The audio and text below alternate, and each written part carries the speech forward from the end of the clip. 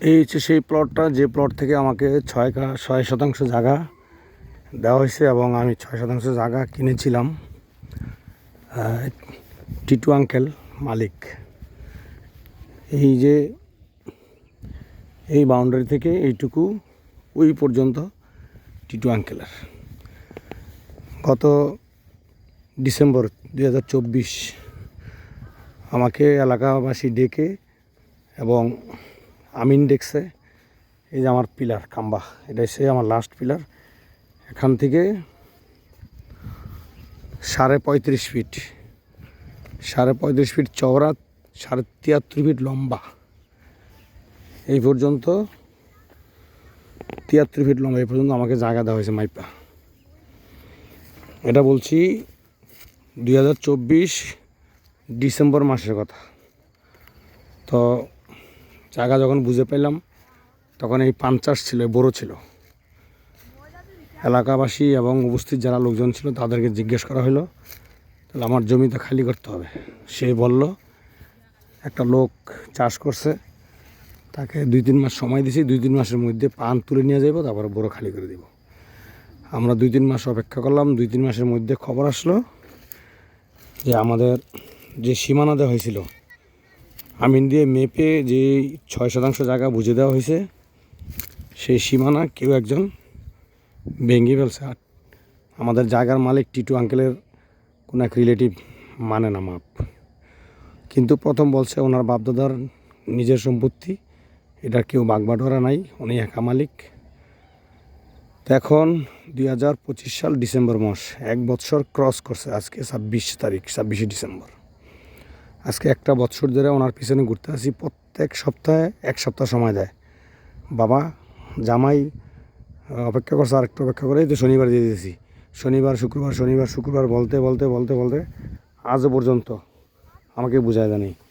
এই দেখুন আমার এই যে একটা পিলার এখানে রয়ে গেছে, এই যে এসে 73 ফিট এই পিলার পর্যন্ত, এই বরাবর আমার একটা পিলার আছে, আর এখান দিয়ে একটা পিলার ছিল, এই পিলারটা উঠে ফেলছে, ওখানকার পিলারটা উঠে ফেলছে। তো এখন আজকে সময় দিছিল মাইপা বুঝাই দিব, এবং আমি তার প্রথম কাস্টমার এই জমির, বিশাল জমি।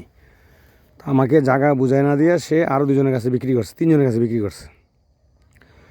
করছে বলতে 3জনের কাছে প্রায় 21 লাখ টাকার মতন বায়না নিছে। তাদেরকে ঝুলাচ্ছে, তাদের ফাংশনটা হয়তো আমি দেখবো না, যেহেতু আমি কিনে ফেলছি, আমাকে দলিল করে দিয়েছে, রেজিস্ট্রেশন কমপ্লিট, কোনো কাগজপত্রে ঘাটতি নাই, সব কিছু ওকে, বাট আমার জায়গা বুঝাই দিচ্ছে না। আজকে আমি ঢাকা থেকে আসছি সকালে 9টা বাজে আসছে পৌঁছাইলাম, কিন্তু যখন এলাকাবাসীকে নিয়ে বসার কথা, এলাকাবাসী আসলো, কিন্তু উনি বলতেছে আগামী শুক্রবার। সেম এই একই ঘটনা 1 বছর ধরে সে করতেছে। কথাবার্তা চমৎকার বলে, বুঝতেই পারবেন না, বা যে শুনে সে বলবো অসম্ভব ভদ্রলোক। তা আজকে এসে বলতেছে আগামী শুক্রবার। তখন আরও যে 3জন মালিক, আমি এবং আরও অন্যান্য লোক, এরা সবাই সিদ্ধান্ত নিছে আজকে আসর নামাজের পর, যদি এখন আসর আজান দিছে, আজকে আসর নামাজের পরে তার সাথে দেখা করব। যদি সে আসে ভালো, না আসলে তার বাড়িতে আমরা চলে যাব। বাড়িতে গিয়ে সিদ্ধান্ত নেব যে কবে কোন সময় জমি সে বুঝাই দিবে। তো আপনারা যারা পুরো ভিডিওটা দেখবেন, সুন্দর পরামর্শ দিবেন। আমি যদি সঠিকভাবে জায়গাটা বুঝে না পাই, তাহলে আমি কি করতে পারি, কিভাবে আইনের আশ্রয় নিতে পারি, কোথায় যেতে পারি, আপনারা আমাকে বলবেন। আমি একটা মোটামুটি ভালো সমস্যায় পড়ছি, সমস্যাটা না কাউরে বলতে পারি না, কারো কাছে সাহায্য চাইতে পারি। কেন সাহায্য চাইতে পারি না, বলতে পারি না, সেটা হলো আশায় রয়েছি, যদি ঝামেলা হয়, যদি বুঝাই না দেয়। কারণ আমি যে বিন্দেশি, আমি এই দেশের জামাই, মুন্সিগঞ্জে আমার শ্বশুরবাড়ি। যদি আমার শ্বশুরের যথেষ্ট লোকজন আছে, আমারও লোকজন আছে, কিন্তু কোনো দাঙ্গা ফ্যাসাদে মামলাতে যেতে চাচ্ছি না। যদি এবার না দেয়, বা আজকে এই সিদ্ধান্তে না দেয়, আজকের ডিসেম্বর মাস ক্রস করে, তাহলে আমি আইনের সিদ্ধান্ত নিব, ভূমি অফিসে যাব, মানে যত পাওয়ার আর্মি অফিসারদের হেল্প নিব, যেখানে যাওয়ার সেটাই করব। এমন কাজ করব যাতে বাকি জমিতেও বিক্রি করতে না পারে, বাকি জমিও কারো কাছে দিতে না পারে। জমি নিয়ে মামলা করে দেব, যাতে সেই মামলাতে আর কেউ হাত না দিতে পারে। তো বন্ধুরা, ভালো থাকবেন, সুস্থ থাকবেন, আর আমাকে সুন্দর পরামর্শ দিবেন। জায়গাটা খুব চমৎকার একটা জায়গা। পরবর্তীতে ওনারা প্লট করছে, পরবর্তীতে আমাকে বিক্রি করার পর এটি ওনাদেরই জায়গা। ওনারা জায়গা জমি, যথেষ্ট জায়গা জমি আছে ওনাদের। এই যে এইগুলা সব ওনাদের প্লট, 5 কাঠা করে প্লট করছে, এই যে রাস্তা করছে।